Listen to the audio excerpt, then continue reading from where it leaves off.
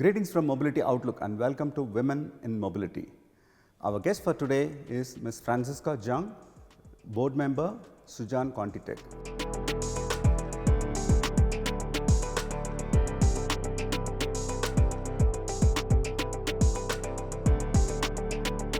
Franziska, welcome to the show. Thank you very much for having me. Can you talk a little bit about your career journey, how you reached to this level? Of course. So I'm with ContiTech already 18 years. I can't even imagine, to be honest, 18 years.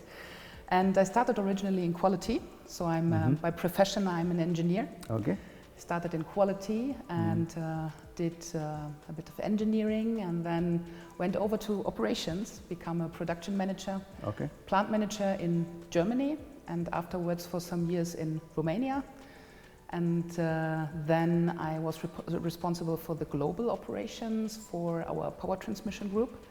So the colleagues producing the belts globally. And since a bit more than a year, I'm responsible for the whole anti-vibration business. And this is, in short, my last 18 years. Wow. You had, I think, overall experience of Conti's and different. I've seen a lot. What are the key milestones and challenges? Yeah, I think the switch over to operations and production was one of the key milestones for me. Before, because working a lot on the customer side and on quality, that came, basically more or less overnight. And this was a big challenge for me to really get in deep into all the production process, understanding all the screws to turn from morning to the evening to reach the results to have. And then, of course, also the international challenges we are facing. Being a plant manager in Romania was also fully different than in Germany. So there's a lot of things cultural-wise you have to learn. And now switching back to the business side, being responsible for a global business, specifically in these challenging times. These were the key milestones, I would say. Yeah, interesting. You have traveled all over, and how do you see women empowerment being considered or taken in other continents like North America, Europe, and Asia, especially India? So overall spoken, this increased a lot over the last years. So as I said, my professional career is already 18 years. Yeah. At the beginning, it was not really visible for me at all, to be honest, internationally spoken. But over the last year, it really increased. And I can tell you from my experience in Romania that in the Eastern European side, that was even earlier there, to have women more empowered and also in leadership positions. It is catching up in the US. It was already better in Mexico. And if I specifically look into Asia Pacific and into India, I see this really already quite advanced. Because you meet women in leadership positions, this is more or less normal. And I was also seeing this in China and in Japan in the past years. So, I see this improving in the right direction. Absolutely. Okay. Coming to gender diversity, is it still on paper or is there a justice being done?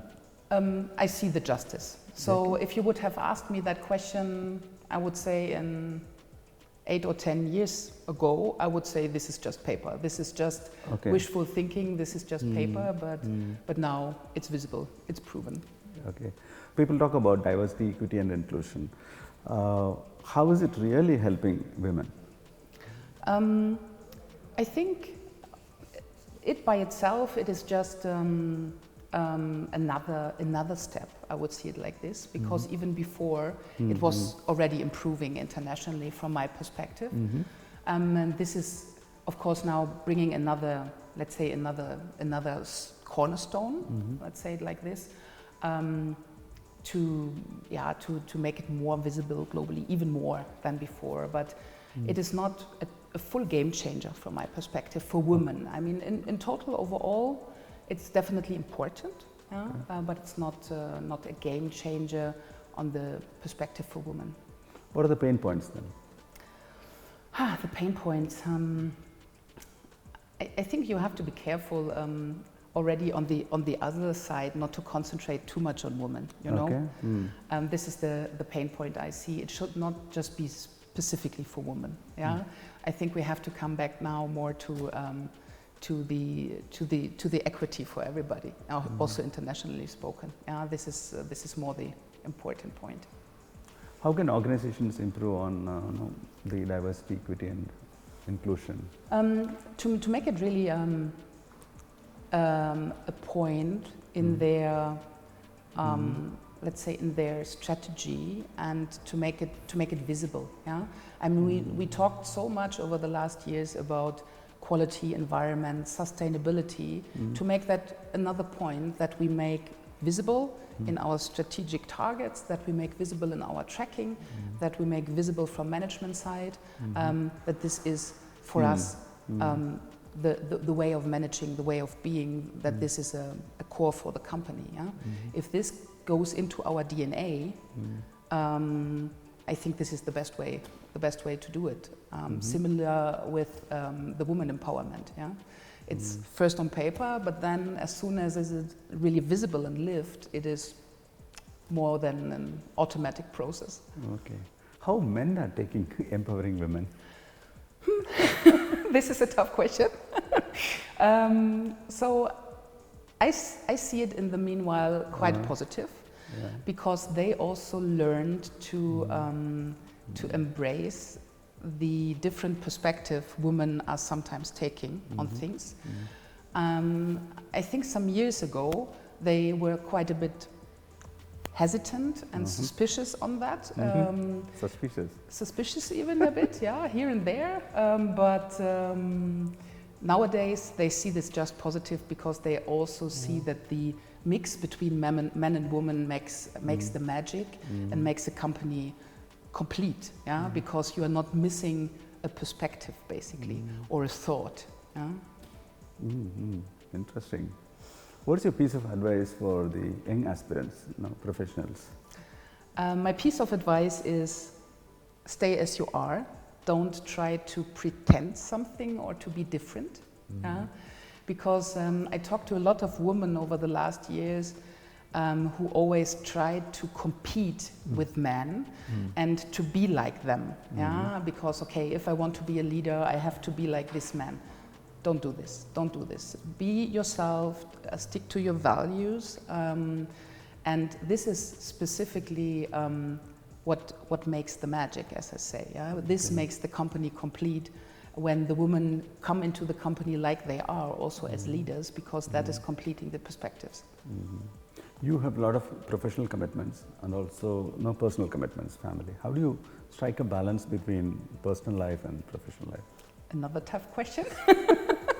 Sometimes not easy, as you can imagine, but I really try to be focused. This is point number one, and to set the priorities clear and to dedicate time and to organize myself in a good way. Yeah, I think this is the best advice for myself and everybody else, to really say, hey, if I made a commitment, a private one, I keep it. Yeah, I'm not saying, hey, I can't come because of I have an emergency here. Yeah, so everything has to have its time, even if it's sometimes hard to do it, but you have to stay on your priorities and on your organization, and you can't fully forget your private self. This is not allowed. That's not good for you. That's not good for your friends and your family.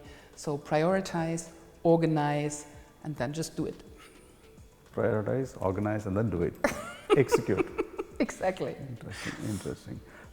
New mobility, electric, hydrogen, many things are coming in. How do you see opportunities for women change with the transformation of new mobility? I think as more and more new players are coming also into the mobility market, not these long time grown OEMs we all know, with their also long-term grown organizations. So more and more startups are coming into the mobility, and different organizations also, smaller companies, really agile companies with the need of let's say, proper mindset and everything, I think this is the best chance also for women to enter into this, yeah? Because women are traditionally a bit hesitating to move into something hierarchical, existing for such a long time. How can I prove myself there?